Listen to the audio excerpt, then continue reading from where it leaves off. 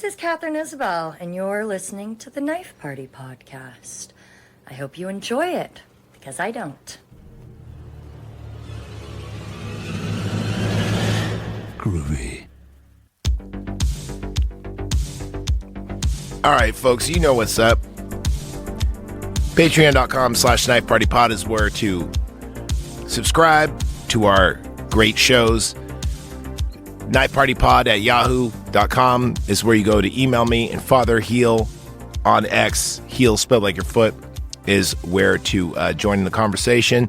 This is part 2 of our El Mariachi versus Desperado dispute. I wouldn't say dispute, but, you know, our coverage on it. And we're just going to jump right in. Yeah. So, anyway. We leave off at the beginning of the movie. I was just about to say, we leave off at the beginning of the movie. After, it's funny because we actually left off at a very good point in the movie. Because this is where El Mariachi has the dream where he gets shot. Yeah. In his hand. This is actually a recap of what happened in the first movie, El Mariachi. But in Desperado, now we have, his friend. He wakes him up. And, he's dreaming about this. And he's like, when is it going to be over? When is it going to be? He's like, I need you to bitch her down. And he's like, well, what is it going to take? Killing him won't bring her back. And he's like, it doesn't matter. And he's like, he has a funny comment, like, if you keep sleeping on the gun, one of these days you're going to blow your fucking head off. Yeah. There's a lot of gun safety issues in this movie. A lot. Like, I'm really surprised a lot of cojones weren't blown off during the filming of this movie. Because all these dumb motherfuckers keep their gun right where their dick is. Yeah. Including the dick gun. But we'll get to that in a second. So, anyway, after this, right, we have the Tarantino is going to... Wait a minute. Bare knuckle fight breaks out. And no, then, Tarantino was earlier. No. You're thinking Buscemi. Yeah. Now Tarantino walks in. That's true, yeah. To the bar, and then Tarantino has this big spiel, but yeah, the joke. Yeah. Let me lead into that. So Tarantino walks in, and he's talking, like he sits there and he's with this other dude, this Mexican dude, and he's like missing teeth, which is like all 4 of his front teeth. There's a wide gap. Yeah, shout out to the substance. Anyway, and then there's a great scene here where Cheech is kind of like, so the Los Lobos guy, isn't sure about him, and he kind of they're having a conversation about $18,000. Is it worth it to kill somebody for $18,000? Right. And he's like, well, that's a house payment, my brother. And then anyway, these guys sit down and they order beers. But right before then, we have these 3 Karens. Yeah. Tell the story, because I know you had it loaded. Dude, it was so ridiculous. Like, to come out and the alpha Karen, it's like, the service here is terrible. I know what I'm talking about because I worked in a restaurant before, okay? And, like, the waiter never checked on us and blah, blah, blah. And it's like, wait, they had a waiter? Like, I saw the bartender. Dude, I love this scene so much because working in hospitality, which I've done and sales is hospitality. When someone's like, I work in sales, so I know I work in hospitality, so I should know like da da da da da, and he's like, we don't give a fucking shit, and he just tells her basically like, who the fuck are you? Who told you to come here? Yeah. And even the Lobos guy, he like flips the book over and there's like a gun there. And he's like, should we just do it? Like, and it's like, over her? Like, he gives a look like, wow, you're desperate to shoot somebody. Yeah. But then he goes, she goes, by the way, your beer tastes like piss. And they're like, yeah. And he goes, because we piss in it. So then Tarantino and folks come in, and we get this great scene. It's a little long. I'm going to play it. Okay. It's probably going to get pulled off YouTube, but it wouldn't be the first time, and it definitely won't be the last. Here we go. Everyone on X, shut the fuck up, because we have to play this, and yeah. This reminds me of a joke. This guy comes into a bar, walks up to the bartender. He says, "Bartender, I got me a bet for you. I'm gonna bet you $300 that I can piss into that glass over there and not spill a single solitary drop." And bartender looks at this glass, and then we're talking about like this glass is like a good 10 feet away. He says, "No, wait, let me get this straight. You're trying to tell me you're gonna bet me $300 that you can piss standing over here, way over there, into that glass and not spill a single drop?" Customer looks at him and says, "That's right." Bartender says, "Young man, you got a bet." The guy goes, "Okay, here we go. Pulls out his thing. He's looking at the glass, man. He's thinking about the glass. He's thinking about the glass. He's thinking about the glass. He's thinking about his dick. Dick glass. Be the glass. Dick glass. And then he lets it rip. And he's pissing all over the place, man. He's pissing on the bar. He's pissing on the stools, on the floor, on the phone, on the bartender. He's pissing everywhere except the fucking glass, right? Okay. So, bartender, he's laughing his fucking ass off. He's $300 richer. He's like, ha ha ha ha, piss dripping off his face. Ha ha ha. This is you fucking idiot, man. You got it in everything except the glass. You owe me $300, punta. Guy goes, "Excuse me, just one second." Goes in the back of the bar. In the back, there's a couple guys playing pool. He walks over to them. Comes back at the bar. Goes, "Here you go, Mr. Bartender. 3. And the bartender's like, "What the fuck are you so happy about? You just lost $300, idiot." The guy says, "Well, see those guys over there? I just bet them $500 a piece that I could piss on your bar, piss on your floor, piss on your phone, and piss on you. And not only would you not be mad about it, you'd be happy."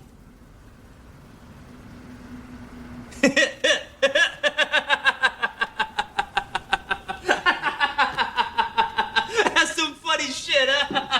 You'd be happy about it. Hey, guess what? Oh, He didn't check out. And you checked out just fine. there we go. That's the piss scene, and that brings us to where we were in the story. This is a meeting place. Obviously, we find out later in the show, in the movie rather. Yeah, That's a drug drop. So right.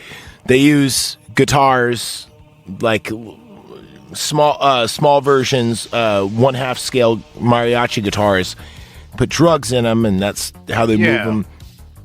Everyone in this town is in on it, right? Right. Everybody takes money and basically is like a stash house for the cartel. So because we haven't gotten to Selma Hayek's character yet, but we will. But she has the zero business, because she's got like a cafe library, a bookstore cafe, right? But because she goes, no one fucking reads, Right. and we find out why. It does really make sense too later on in the movie when she's able to perform all this medical surgeries because she has the book for it. Has the book, and she goes, "You don't want to go to a hospital." But here. But anyway, so then we have the beer tastes like piss. We have this scene that comes on. Elle shares a moment with the kid, right? So this kid is going to be a big plot point in the movie. Yeah. So he's outside, he's smoking a cigarette, and he's looking at this bar, and he knows what he has to do, and this and that, and he's just like kind of having a moment of reflection. This kid sits by him, and he's he has trying to look at the guitar. Yeah, and he's like, hey, what are you doing? Do not look at my guitar. And he goes, but I will show you how to play. You're so loose. You got to be loose with your fingers. Practice every day. And then he's like, show me. And he goes, and he tries to play, but he can't because his hand is all still fucked up. It's all, yeah. But and this is kind of something really cool in this movie, and with both the kid and Selma Hayek, where he goes, if you put your fingers on the fretboard, I'll actually play it with my right hand. Yeah. But he goes, forget this hand. This hand is most important. You know, and he's like, you know, and the kid is like, oh, wow, well, that's, you know, really awesome. And he goes, practice every day. And this kind of becomes a theme in the movie. Right. Where it's like the Desperado El Mariachi character, it seems like this kid is like his inner child. Right? And then what he's going after is like what he's become is the Blanco character from El Mariachi, where I'm a stone cold killer now. Yeah. But I don't want to be. Like, I want to actually I want to settle down, but I have this score to settle, et cetera, et cetera. So anyway, when he enters this bar, this is a great shootout scene. But first, before we get that shootout scene, we get the secret entrance where Quentin Tarantino, they go, you checked out. You did not. Where Cheech shoots the other guy. Yeah. And there's an out-of-order bathroom, and there's, like, diarrhea all over the place. It's disgusting. Oh, my God. But they hit the toilet to flush it, and then it opens up a secret door. Yeah. Really cool. Totally Fallout vibes. Loved it. Did you get Phoenix Theater vibes? I don't think I ever went to Phoenix Theater. What? Yeah. Okay, Chris's Club? Yeah. Yeah. Did you get Chris Club vibes where there's diarrhea everywhere but the toilet? That and so many places in Oakland. Yeah. Oh, like Stork Club? The old Store Club. Yeah, the old one. The old one. Yeah. So for those who don't know, both Mr. Montana and myself are both musicians, and that is the worst place to find. Oh, and Jeff the Tech. Let me not discourage that. Whenever you play a show, there's always a bathroom that there's diarrhea everywhere, and then one of the and every one of the stalls, someone for whatever reason decided to rip off the toilet seat. Yeah. And kick down the door. It's like, fuck your door, fool. I threw that shit before I got in here. But yeah, anyway, the secret door to their meeting room is in this bar. So then, anyway, we have El Mariachi enters in, and this is the great scene where they're like, hey, man, what's with the guitar? You know? Yeah. And he's like, I had nothing. I'm looking for work. You know, it's no big deal. There's no work for me here. I just went on and drink. He's like, what's in the guitar case? And we get the great scene of, you know, we got, what do you think? 13 guys? At least a dozen? I'd say at least a dozen guys, yeah. And they're armed with M5s and dude, they got like Mac 10 Uzis, Mac 10s. Yeah, but like everything has a silencer on it. Even his revolver. It's weird. Everything has a silencer on it for like the bad guys. And they're like, hey, but you know the cool thing about some of these is they actually look legit because like the silencer on the revolver that Cheech has, that's totally improvised. Oh, okay. So, anyway, the guitar case opens up, and we just see there's a guitar in there, and then slowly, seconds later, it opens up, and there's a fucking arsenal, and he goes, okay. And then, boom, out come the dual pistols, and we get one of the greatest shootouts in movie history. I was just about to say in movie history that this shootout is so spectacular and funny.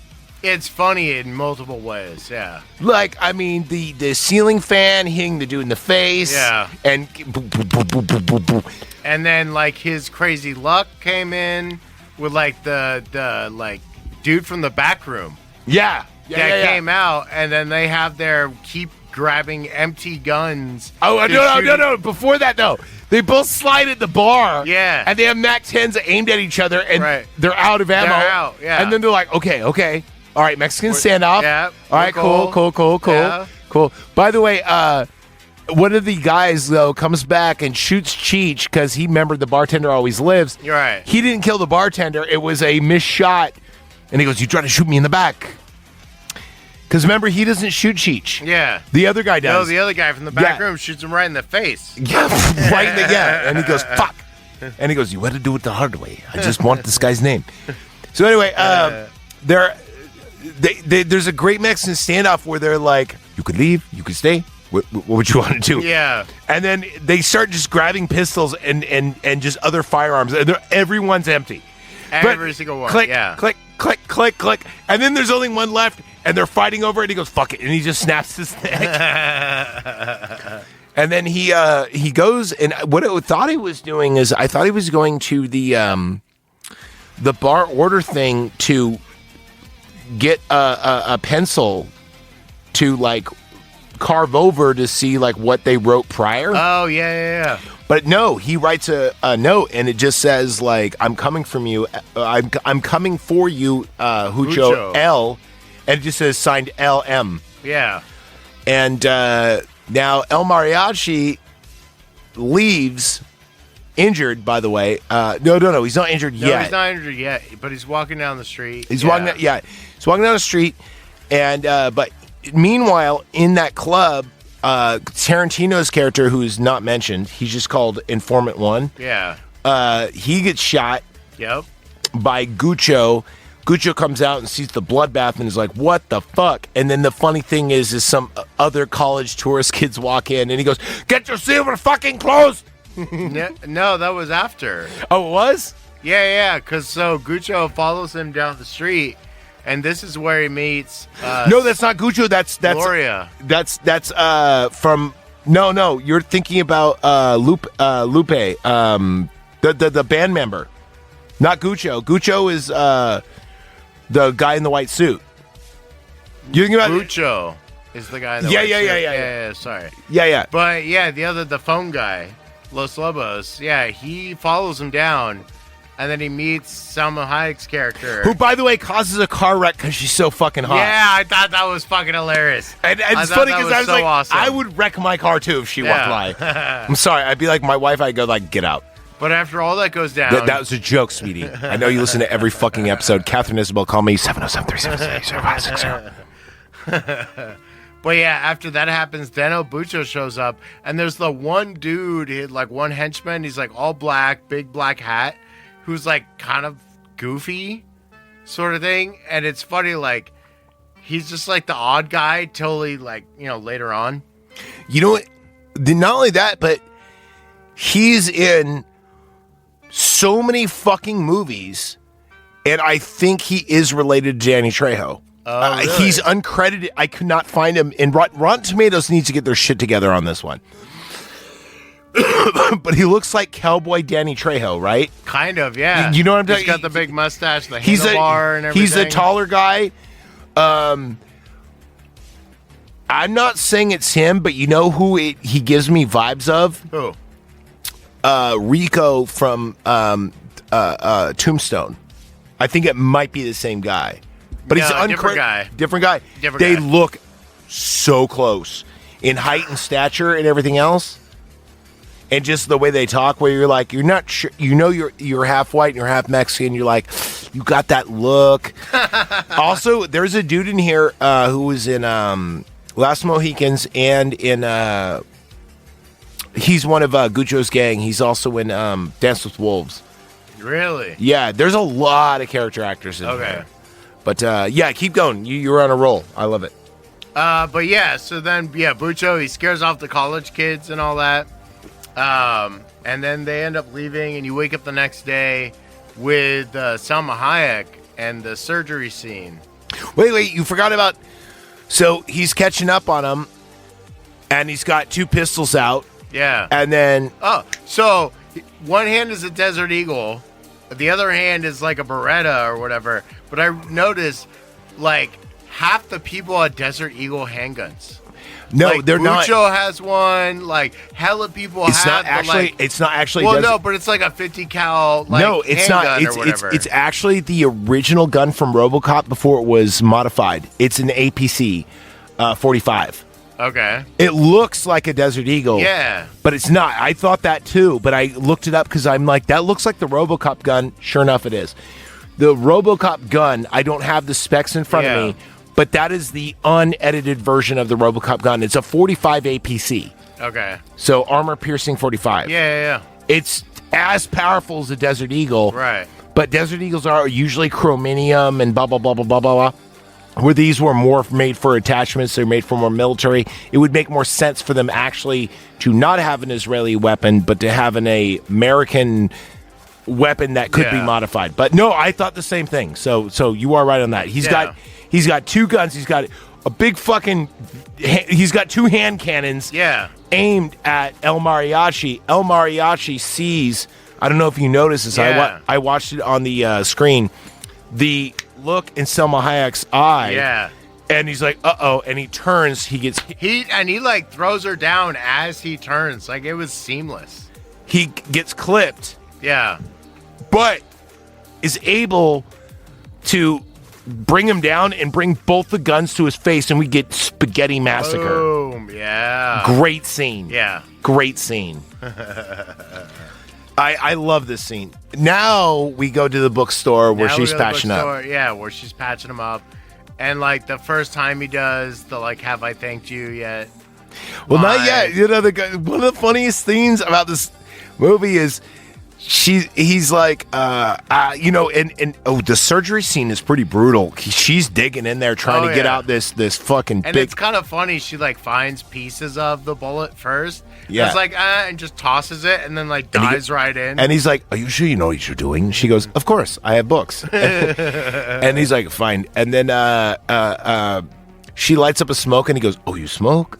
And she goes, no. And she cauterizes it. Oh, so brutal. Now, this is where I got that the character from, you've played this game, right? Resident Evil 4? Yeah. Sarah. Okay. You know the character that's like, do you have a smoke? Mm-hmm. No, I got gum. And he goes, oh, that's too bad. That character is based off Antonio Banderas. Really? Yes. So next time you play Resident Evil 4, Antonio Banderas is kind of watching your back. But anyway, she patches him up figuratively, literally, and actually. And it's a pretty brutal scene. Like, I remember I was like, oh, because there's a lot of digging out of shrapnel, and, you know.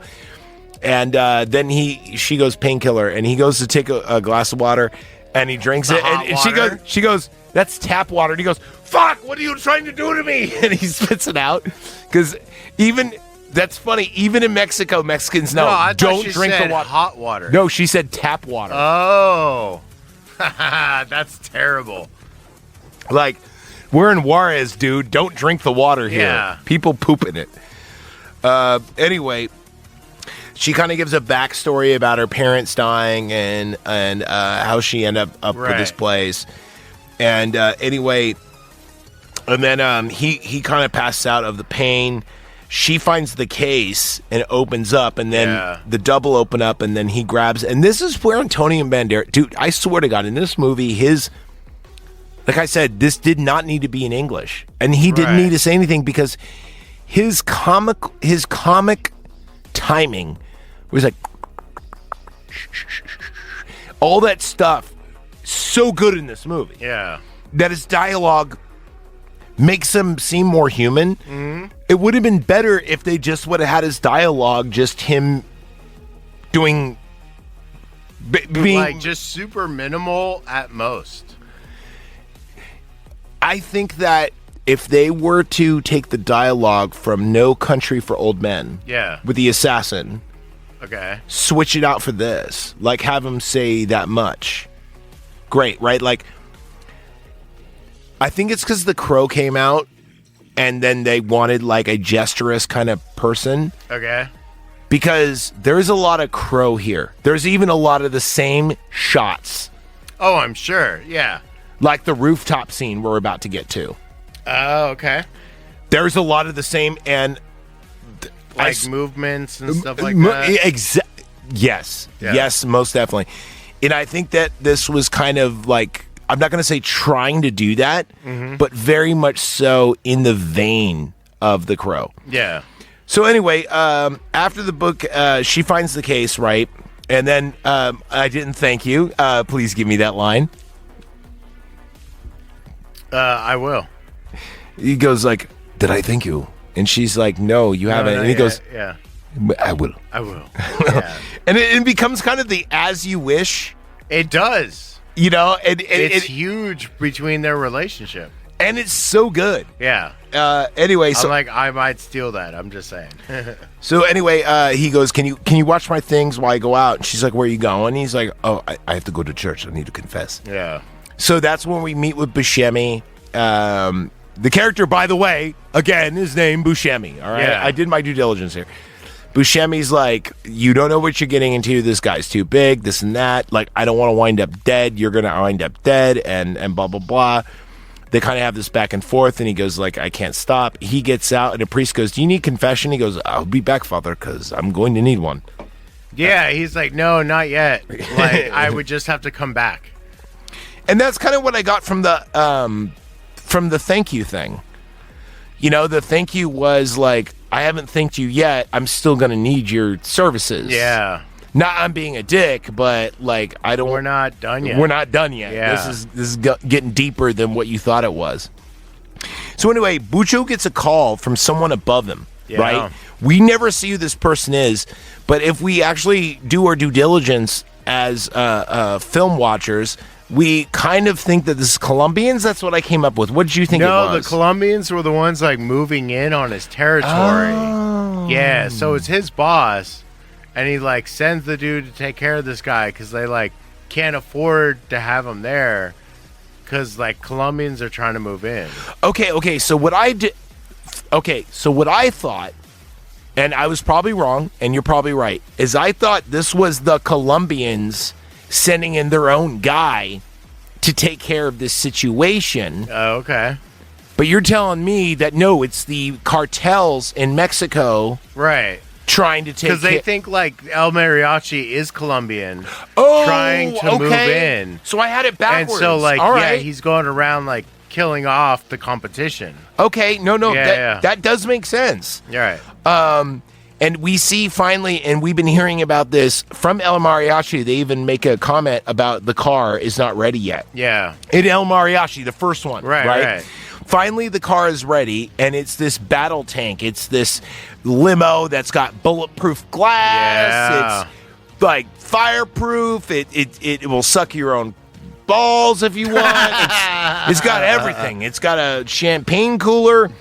And they even in Act One Sorry. what? All that, you're like a champagne cooler. It'll give you a rim job. Yeah. Keep your drinks cold. Yeah, that's what we want, right? If I'm a cartel member, I want my balls. I want cold wine, and I want bulletproof glass. Anyway, but Bujo gets this call, right? And they're like, "Hey, we sent this guy because you're not doing your shit." And he's like, "Wait, who'd you send and why? Yeah. What does it look like?"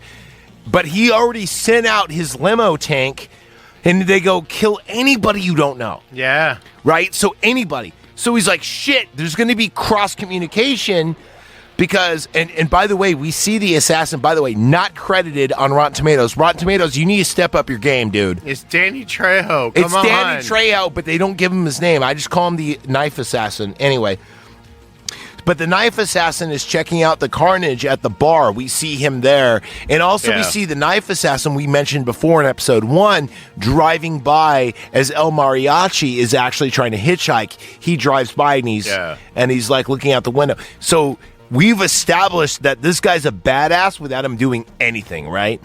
So anyway, the assassin finds El and Buscemi outside of the church and just starts throwing knives. Kills Buscemi with 2 knives. Yeah. Injures El, right? Gets him in the shoulder, in the arm, in the shoulder, and then in the back. It was the arm, the hand, or no, the forearm. Yeah, defensive wounds. Yeah, and then in the back. Yeah.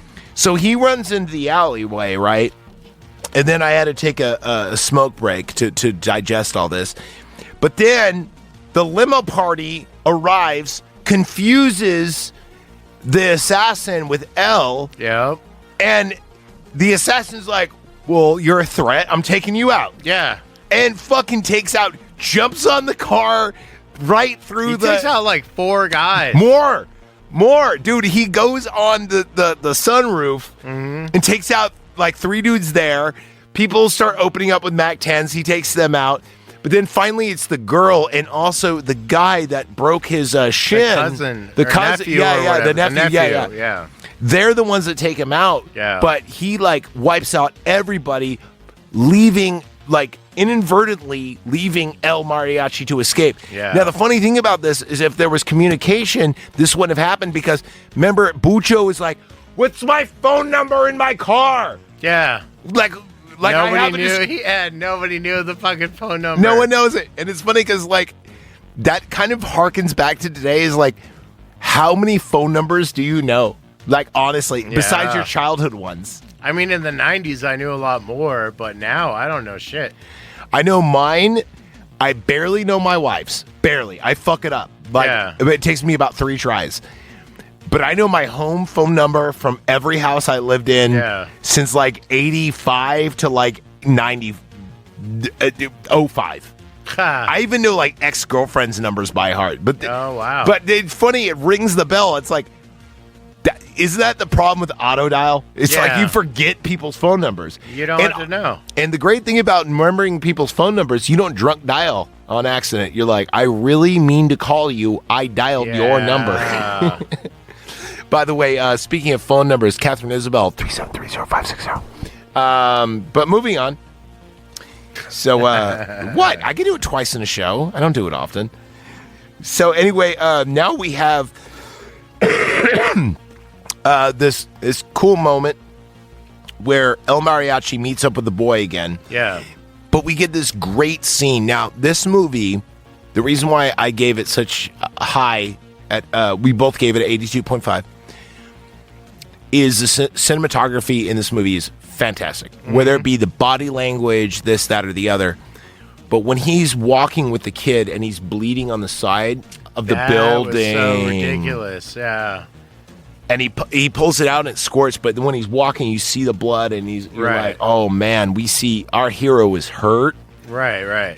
And but he's still like just trying to have a relationship with his kid. And then we see the handoff with the drug dealers. Mm-hmm. He goes, oh, I can't play this one. It doesn't work. I'm switching out for mine. Right. And then we see that handoff, and then he goes, don't even fucking try. And then he breaks the guitar, finds the white substance. We don't know if it's heroin. We don't know if it's coke. We're assuming it's coke. It's coke, You think? Anyway. And then he goes back to the bookstore to confront Selma Hayek's character, Catalina, I think her name is. Carolina. Carolina. Yeah. Carolina, he's like, what the fuck's going on? She goes, hey, $50,000 to keep the store open. Yeah. My parents left it to me. What am I fucking going to do?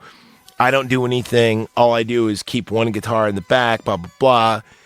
And then she's like, look at you, and you're all fucked up. So she operates on him again with hydrogen peroxide and stuff. And then but mid the operation, we see Guccio walk in. He orders a coffee. Yeah, Bucho. Bucho, yeah. Bucho walks in, orders a coffee, tries to kiss her. We understand, there's a romantic thing also going on here, just like the first movie. It's definitely like a one-sided thing. Like, she's obviously not into him, and he's way too into her. Which, don't get me wrong, I have his back on that one. Selma fucking Hayek. Yeah. I mean, you could, if Selma Hayek is with the gayest person ever, I mean, I'm talking like gay boy went to gay town. Selma Hayek walks in the room. They're going to go like, maybe I'm not. Convert. I am converted. Yeah. I mean, all right, hottest actresses ever. And I'm not trying to be like, weird and misogynistic, but I'm just saying as a beautiful creature, human being, Selma Hayek's like top 10? Probably. Easy? Yeah. I mean, check it out. Selma Hayek walks into where you work at the Hobby Lobby. She's a 9.9 easy, right? I mean, is there like, you're like, holy shit. I'll jump over everything to get to her. Art supplies out the yin yang. Yeah. Right? You need some potpourri, some fake flowers. You know, what do you need over here? She'd be like, I'm Salma fucking Hayek. I don't need your fucking help. And you're gonna go, thank you for talking to me. No, but honestly though, like, she's 49 years old. She's 58 years old. Or sorry, 58 years old. No, I was thinking about the substance again. 58 years old. She is perfect looking. Yeah. Perfect looking. This is Salma Hayek in 1995. This is 30 fucking years ago. She was 28. She looks like a vampire. She is a vampire. She's a vampire. I think. Yeah, I think that's what it is. She's just a vampire. Yeah, they're real. Now, I'm not sure if she got a boob job though, because I don't know. Because they got big and then they went small again. So I don't know what's going on there. But she does not need one. No, she looks great. Mm-hmm. Can we take a break for Salma Hayek? I gotta go to the bathroom real quick. That's okay. All right, let's continue on with the story. Yeah. So anyway, then we have our Cinemax sex scene. Yep. And he teaches her how to play the guitar. And you said it was, and I said this as well. It was kind of not needed. It was not needed for the movie. Yeah. But I tell you why it's needed. Because when they cut to Bucho with this girl, and it's like this guy is loving. Now there's some scenes we didn't need, like we didn't need to see the spur on the skin, but I didn't mind it. Yeah, I didn't mind it. We needed to see that. I did not mean. I did not. Hey, seeing Salma Hayek's butt, that was amazing. Her testicles. Chesticles. I was trying to think of a word to say. Her chesticles. That was so dumb. You know the oysters on her torso area. That was fantastic, but it was a little gratuitous, and it kind of made me feel insufficient as a lover because I'm like, I haven't done that move in a while. I haven't done that move in a while. I haven't done that, and I'm like, fuck, I need to up my game. Basic moves, bro. I mean, what are you doing here? Look, man, you can have a nice playbook, but when's the last time you've played those moves? A couple months. There you go. Oh, I have questions. Oh, God, no. Not on the free show. No. That's for After Dark. That's After Dark all day. So anyway, at this time, there's a great scene where she's playing the guitar. Yeah. And she's singing a traditional song. And that to me, sorry to interrupt, but that to me was honestly way hotter than the sex scene. Like, sex scenes, whatever. But like, if I woke up to her singing like that, playing guitar, instant fucking 12 o'clock. Hello. I'm with you. Oh my God. I'm with you. And we see these gangsters kind of come through the windows. We see their silhouettes. Yeah. And there's a great scene where he has a gun trained on two of them. And then that comes center. And then he pushes her over. He and kicks her ass off the bed hella hard. Well, I mean, I don't think he was trying to. I don't blame him, but I'm just saying. He didn't want her to, like, He was like, bitch. So anyway, we see this great shootout scene. However, I will say this, and this really did bother me. This movie thus far, from the bar scene to now, has been correct on the Clip magazine until this point. Yeah. Because he's got the Resident Evil 5 shotgun that has 80 bullets in it. Yeah. What I don't get is that in the first part of the movie, the guns ran out of bullets. And then it kind of faded a little bit. Right here is where it did. Yeah. Because, he shoots the shotgun, I think, like 8 or 9 times. And then he gives it to her and she shoots it 4 or 5 times. Yeah. Like, she kills a guy on the staircase.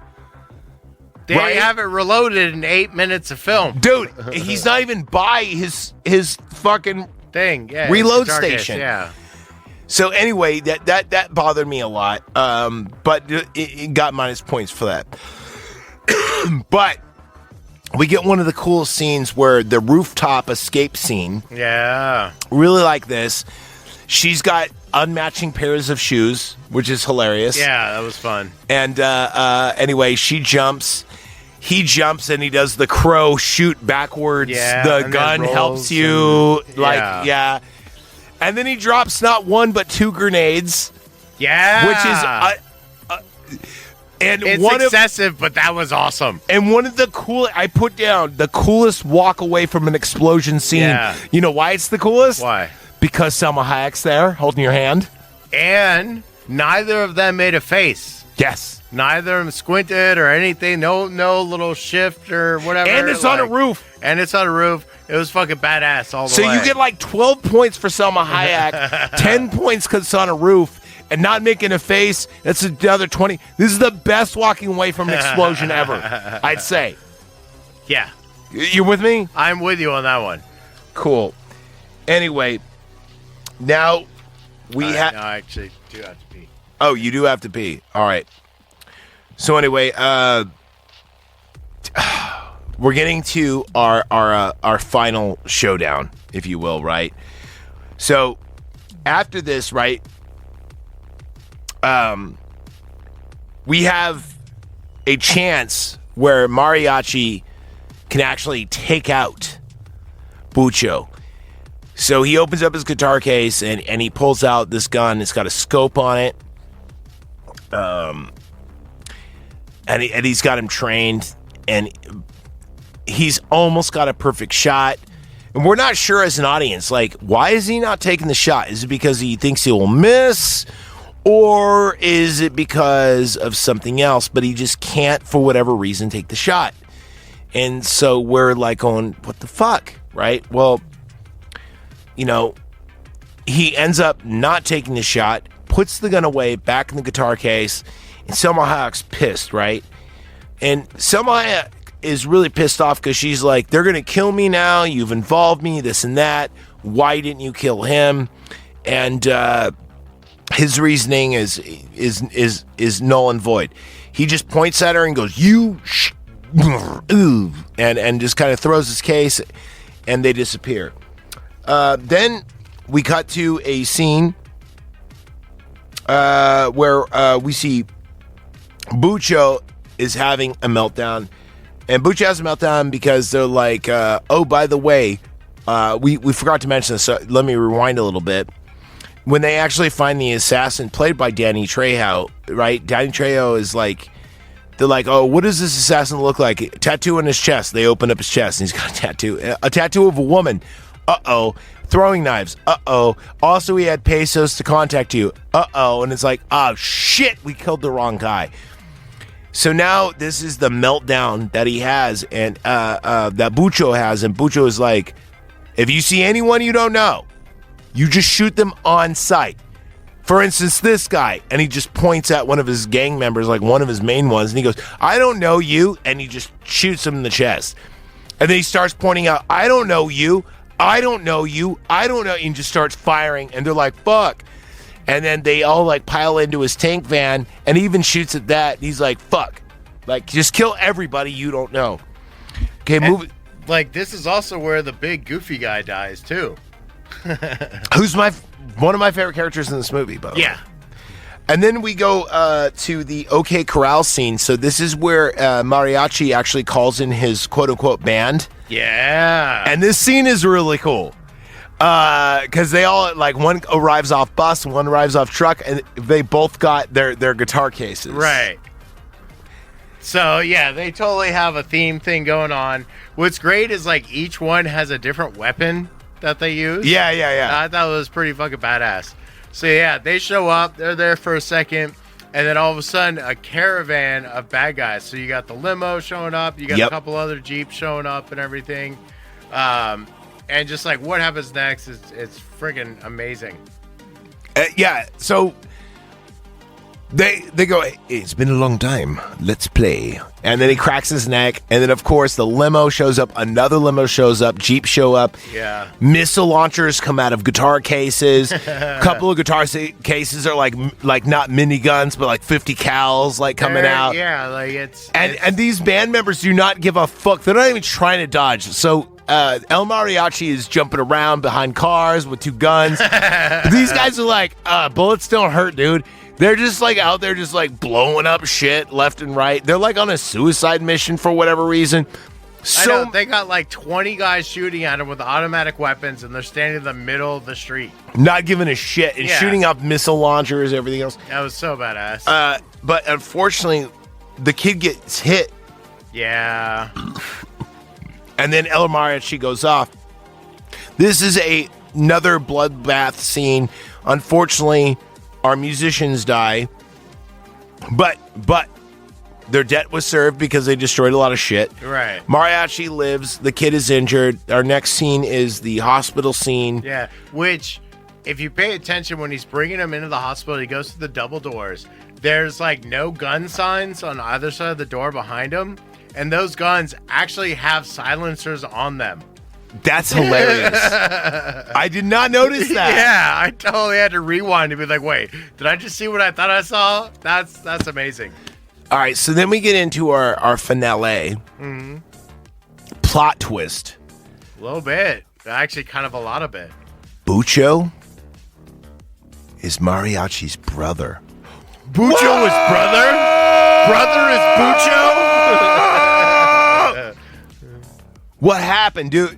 Anyway, because... And El Mariachi is the younger brother. Yes. Yeah. And also...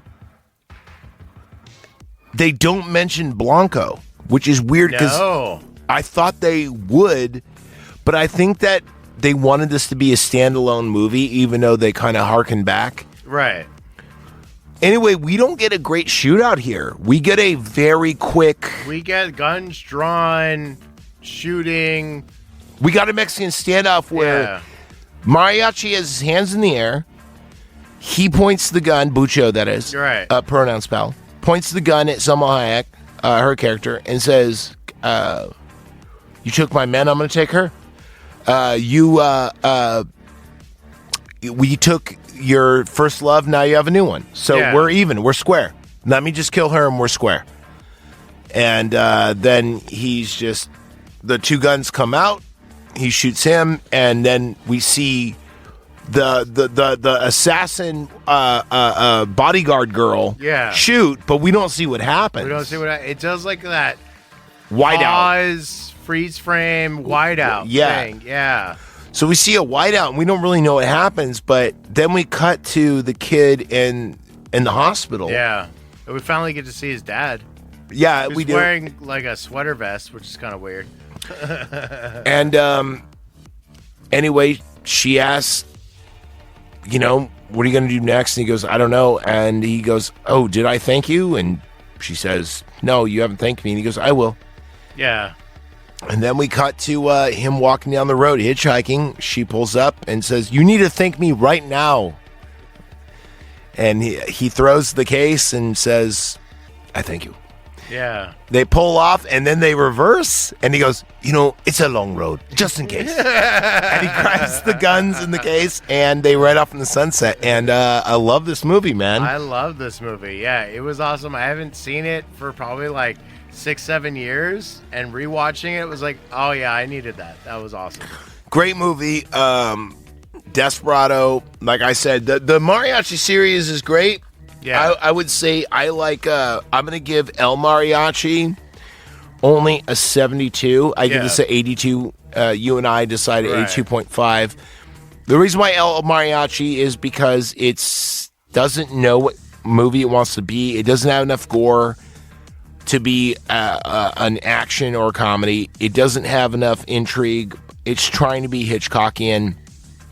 You know what it was? Is Robert Rodriguez trying to figure himself out. Yeah. And I think Desperado is when he figured himself out. Oh, 100%. And then, obviously, then we had, you know, his teamwork with Quentin Tarantino with Dusk Till Dawn, etc., when he really figures himself out. So I think that this is not the best in the series thus far. I mean, let's see.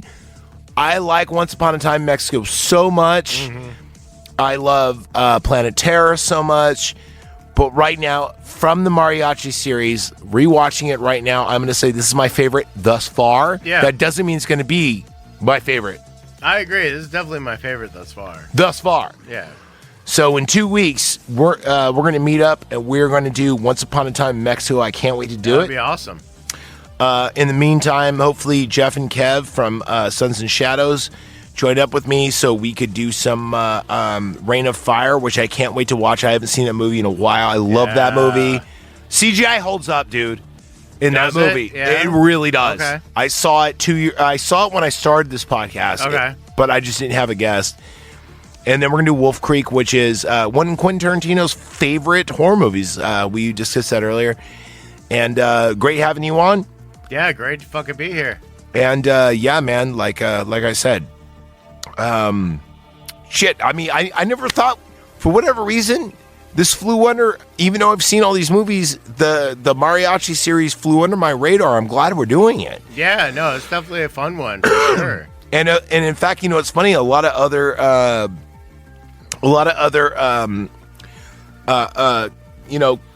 movie guys on X Spaces and stuff. They're like, oh shit, we should have thought of that. We're gonna do it now. So hopefully, we're causing a trend.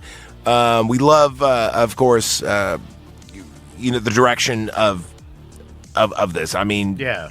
I fucking love the. I know I suck his balls so much, but dude, everything under the Tarantino and El Rey franchise, Yeah. it's so good. Like, I can't wait to do Planet Terror. I'm going to do that, but I'm going to hold off on it. Are we going to do a Grindhouse episode? Planet Terror Death Proof? Yes, we are. Yes. Oh, thank you. That is scheduled very soon. Okay. But let's do this. We have a few more to do, but that's what's upcoming. But no, we got to do a Grindhouse. We got to do a Grindhouse versus, by the way. Yeah. I think. Oh, okay. So what I think we should do, here's my idea for Grindhouse versus. Mm-hmm. Do you like Death Proof or do you like a Planet Terror better? For me, Death Proof. Great. I'll tell you what, we're going to do a versus Okay. coming up. After everything else, yeah. after this, that's what we're going to do. We're going to watch them both. Okay. We're going to do Cinema Court. What's a better movie, even though we both like them? Yeah. But what's better, Oh. Planet Terror or Death Proof? I got this. 100%. Hold on. I think I got this 100%. I got this. I'm not even worried about it. And then also, too, we are going to throw in it, because we want more Cinema Court. We're going to throw in the Napoleon Dynamite, but that's when Jeff's ready. But Jeff's a flake.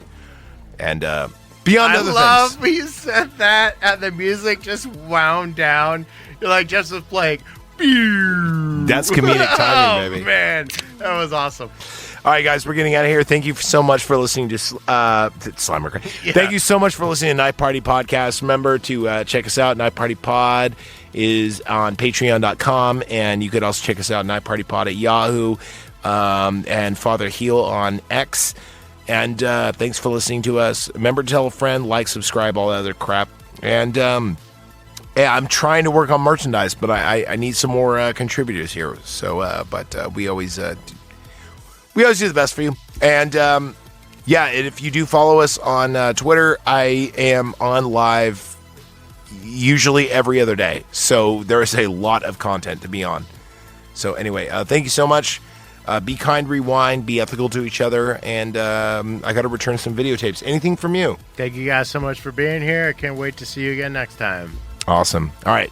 See you later, guys.